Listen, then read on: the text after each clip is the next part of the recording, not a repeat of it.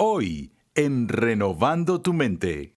¿Por qué el universo no es un mero espacio vacío o un agujero negro sin nada en él? Bueno, la respuesta a esa pregunta en realidad debe ser tan sencilla que nunca incite ningún tipo de debate o argumento. En el principio, Dios.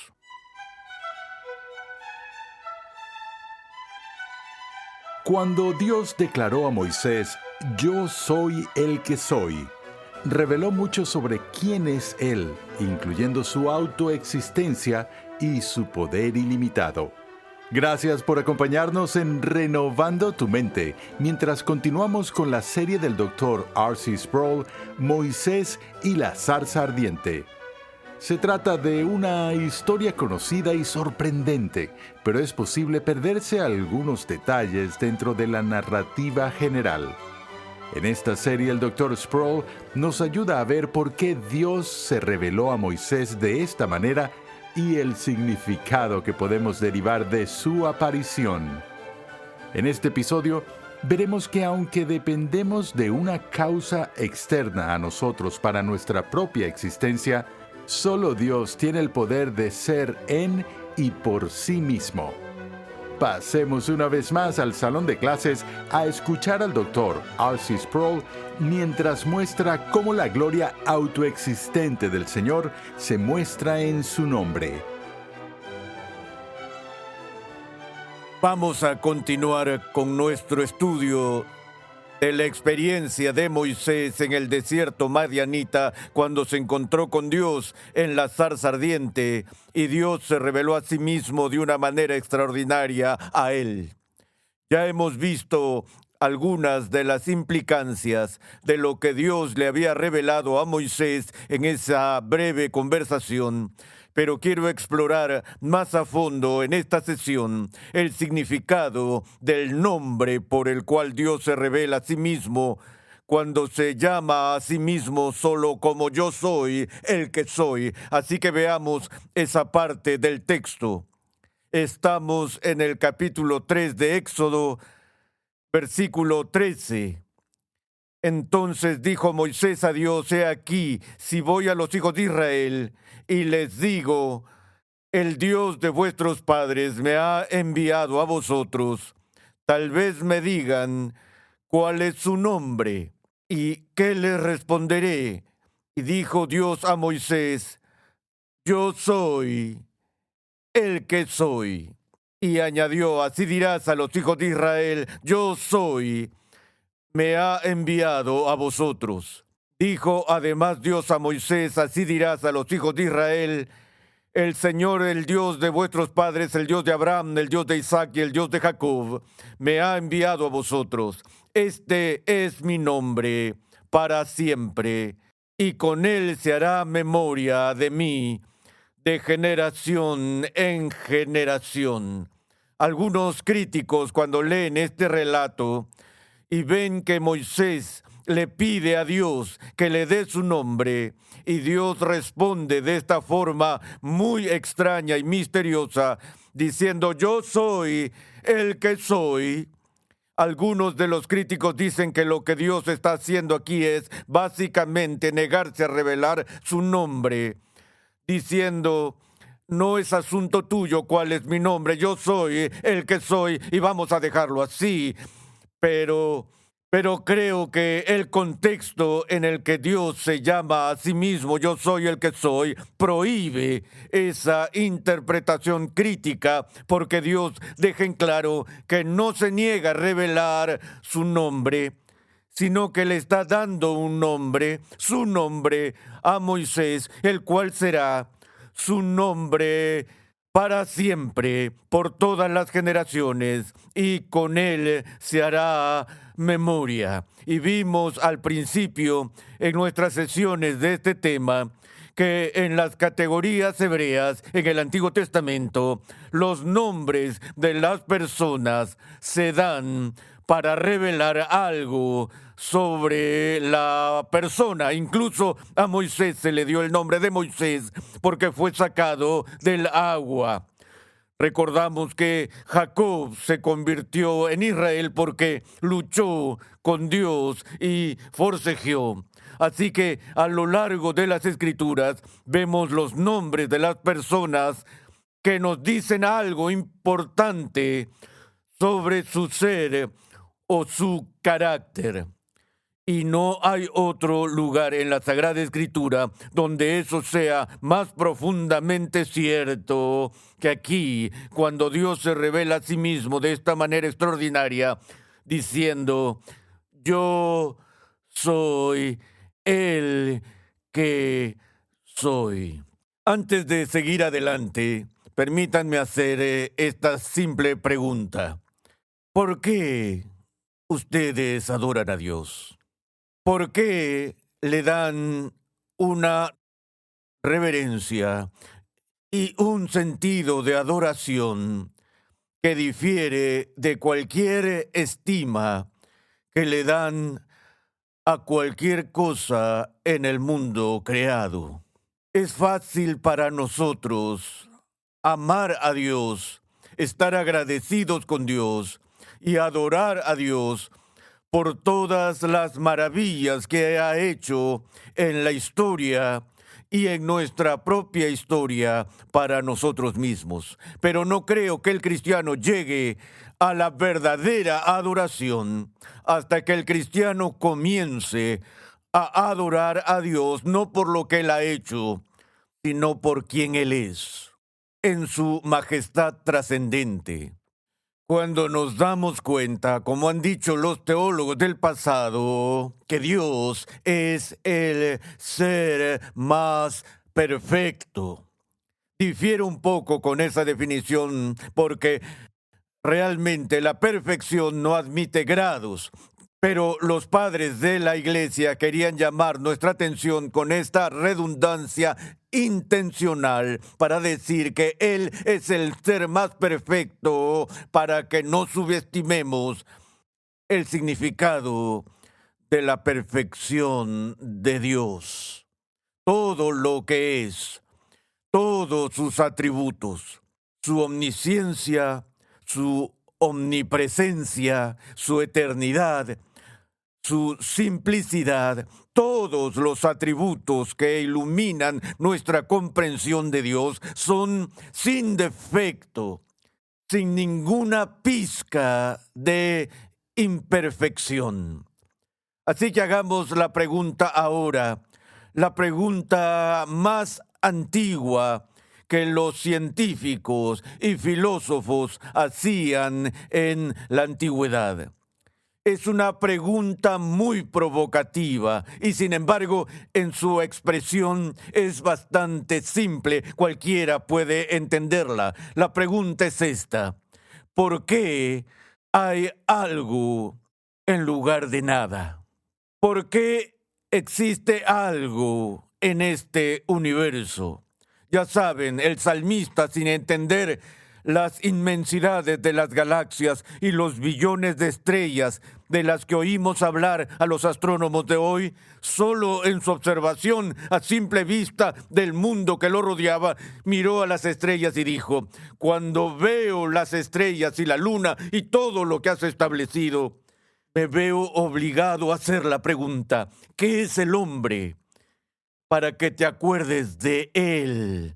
Incluso desde la perspectiva del hombre antiguo, la inmensidad del universo parecía abrumarlo y lo hacía sentir completamente insignificante a la luz de la enormidad de la realidad tal como la percibimos. Y por supuesto, cuando David pronunció esas palabras, no tenía ni idea de la extensión del universo, como tampoco tenemos nosotros comprensión del significado de esto. La estrella más cercana a nosotros, de esos billones y billones y billones de estrellas que existen, es nuestro propio Sol. Y ese Sol está a 150 millones de kilómetros de distancia y luego se va más lejos todavía. Es incomprensible. Sin embargo, nos vemos obligados a hacer la pregunta: ¿por qué? ¿Por qué este universo? ¿Por qué hay algo en lugar de nada? ¿Por qué el universo no es un mero espacio vacío o un agujero negro sin nada en él? Bueno, la respuesta a esa pregunta en realidad es fácil. Debe ser tan sencilla, tan evidente, que nunca incite ningún tipo de debate o argumento. Y esa respuesta se encuentra en el primer versículo de la Biblia, donde leemos: en el principio, Dios. Permítanme empezar por allí. En el principio, Dios. Luego continúa: creó los cielos y la tierra. Entonces, ¿qué se plantea en la declaración inicial de la Sagrada Escritura? Lo primero que nos está diciendo es esto: hubo un principio. Hubo un tiempo en que todas estas estrellas, todos los árboles, todos los peces, todos los animales y todas las personas no existían en absoluto. Todo en el universo tiene un principio. Empieza en un momento particular en el espacio y el tiempo.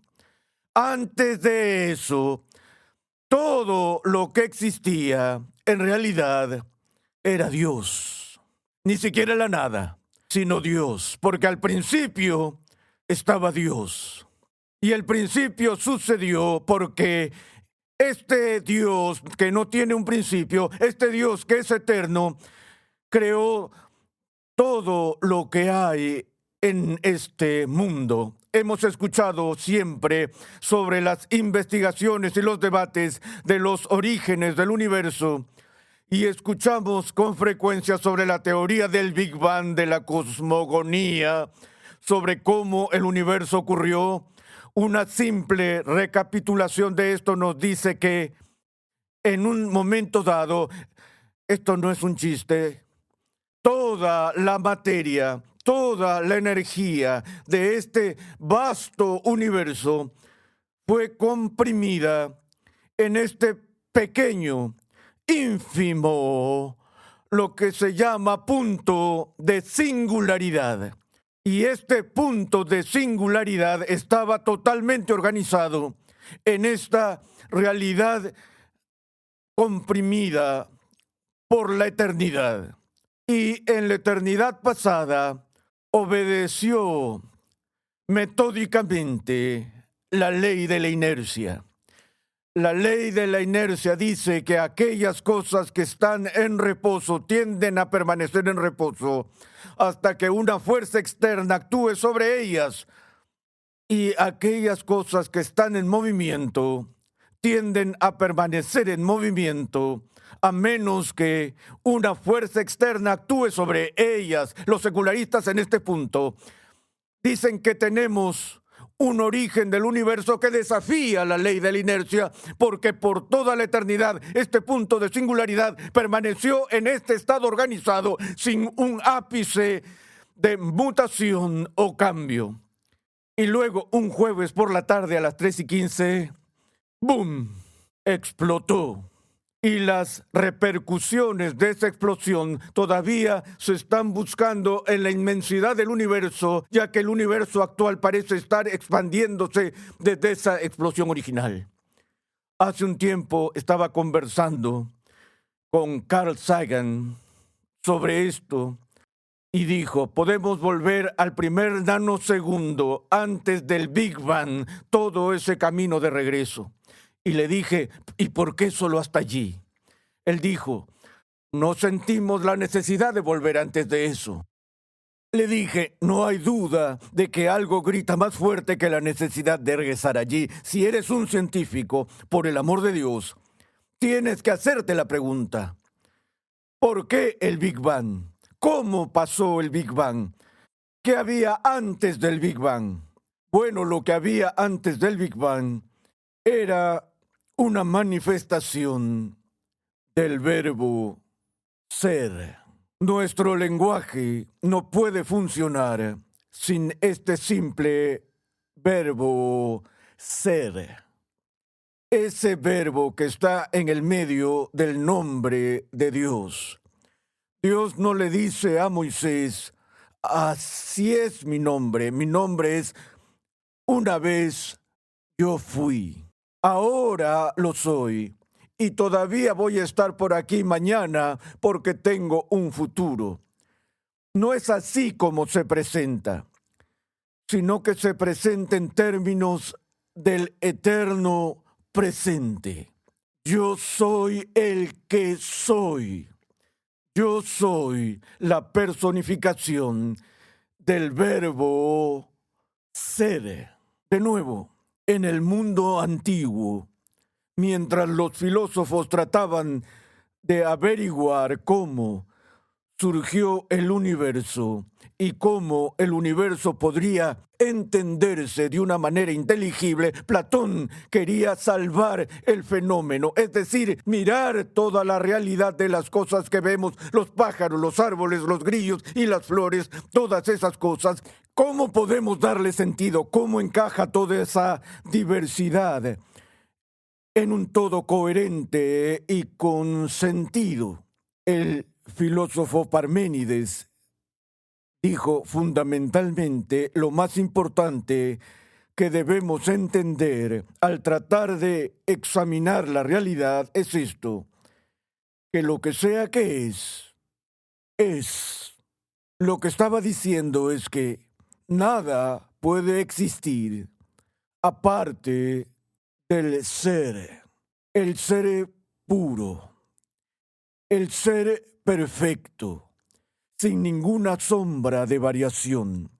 Ahora, él fue desafiado por Heráclito, quien vino a decir, no, todo lo que investigamos en el mundo que nos rodea tiene algo en común. El oso difiere radicalmente de las flores. Pero lo único que cada oso tiene en común con cada flor es que todo en el mundo de lo creado está en un estado de transformación. Heráclito dijo, no puedes entrar en el mismo río dos veces. Todo está en constante movimiento. ¿Qué quiso decir con eso? Él dijo, bueno, el río está fluyendo por su canal. Pones un pie, mojas los dedos de los pies en el río. Luego quieres poner el siguiente dedo del pie, pero el río ha seguido fluyendo. El río ha cambiado. Y no solo eso, sino que tú has cambiado. Hoy Vesta estaba sacando varias fotografías del pasado, históricas de hace 40 años del Ministerio Ligonier y un montón de fotografías mías. Y a simple vista se percibe con mucha facilidad los grandes cambios a lo largo de esos 40 años. ¿Saben? Hoy soy diferente a lo que era ayer. Tan solo un día más viejo, un cabello más gris, una molécula más débil, un paso más cerca de mi propia muerte. Y lo que es cierto de mí en ese punto también es cierto de ti. El único elemento en común entre todo lo que está en un estado de transformación, con cada cosa que también está en estado de transformación, es una palabra clave: cambio. Cada 4 años, cuando hay una elección para el presidente de los Estados Unidos, algún candidato ejecuta su campaña con la promesa de traer un cambio. Es hora de un cambio. La suposición es que cualquier cambio que se produzca será bueno, pero ese no es el caso. Todos sabemos que todo cambia en nuestras vidas y no siempre cambia para lo mejor. A veces es para lo peor. Entonces, somos definidos como criaturas debido al cambio. Y esa es la diferencia entre yo y Dios. Decimos que la diferencia está en que Dios es el ser supremo y nosotros somos seres humanos. Por lo que pensamos que la diferencia entre Dios y nosotros tiene que ver con esos adjetivos que califican el concepto del ser. Él es supremo, nosotros somos humanos. Pero ¿sabes cuál es la verdadera diferencia entre Dios y yo? es el ser. Solo Él tiene vida en y por sí mismo. Solo Él es un ser eterno. Todo lo que soy es transitorio, todo lo que soy es dependiente, es contingente, se deriva del ser puro. Eso es lo que el apóstol Pablo dijo a los filósofos atenienses con respecto a Dios. En Él vivimos, nos movemos y existimos. Permítanme decirlo de otra manera. Sin Él no podríamos vivir. Nuestra existencia sería estática, inerte. No podríamos movernos. Las estrellas se congelarían en sus recorridos, porque su movimiento no es independiente. Comenzó en esta vasta organización en inercia estática. Aristóteles entendió eso. Para que algo se mueva en este mundo, tiene que ser movido por algo más que sí mismo. Así que incluso nuestro movimiento depende del ser de Dios. En Él vivimos y nos movemos y existimos. Permítanme decir esto. Debatimos todo el tiempo sobre, ¿podemos probar la existencia de Dios? Sí, definimos a Dios como un ser eterno, de quien provienen todas las cosas y de quien dependen todas las cosas. Creo que esa proposición puede ser probada indudable y convincentemente en unos 10 segundos. 10 segundos. No tenemos que saltar a un abismo de oscuridad y simplemente abrazar a Dios con un salto de fe. Es racionalmente convincente. ¿Cómo podría ser eso? Si algo existe, lo que sea, estos lentes, algo en alguna parte, de alguna manera, debe tener el poder de existir en sí mismo. Sin eso nada puede existir. Una vez más, si alguna vez hubo un momento en que no hubo nada, imagínese un vasto vacío en el universo, pura oscuridad. Nada, sin estrellas, sin personas, sin océanos. ¿Qué podría haber ahora? Nada. Veremos eso más de cerca, si Dios quiere, en nuestra próxima sesión.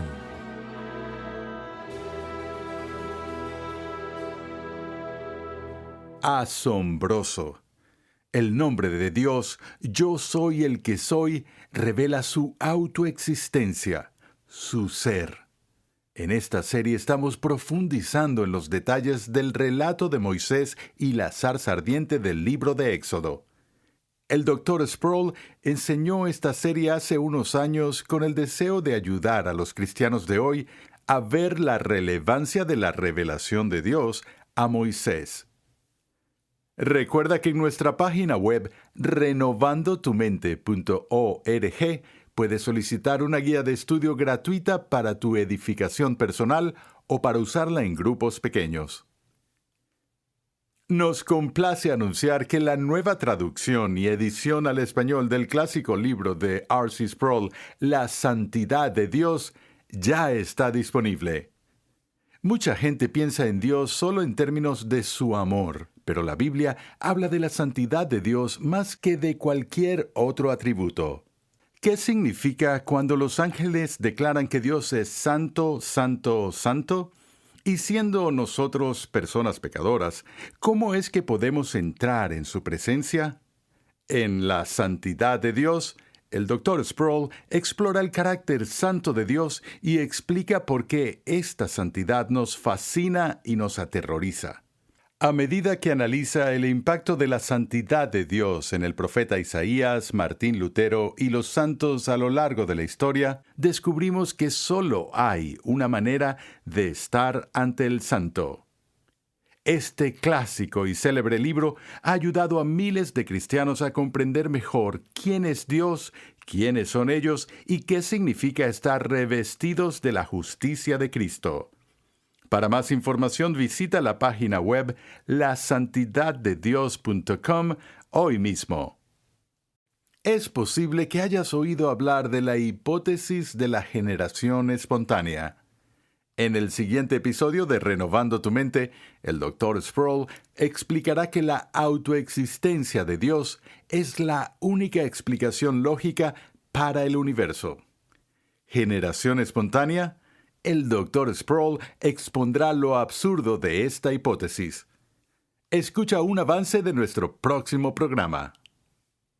Este concepto de autocreación obtiene mucha credibilidad en nuestra sociedad moderna, pero 5 minutos de examen cuidadoso revelarán a cualquier criatura consciente que la idea en sí misma es un absurdo lógico y una imposibilidad lógica. Renovando tu Mente es una producción de los Ministerios Ligonier, la confraternidad de enseñanza del Dr. R.C. Sproul. Nuestra misión, pasión y propósito es ayudar a las personas a crecer en su conocimiento de Dios y su santidad. Sintonízanos nuevamente en esta misma emisora y en este mismo horario y únete a nuestra gran comunidad virtual en las redes sociales.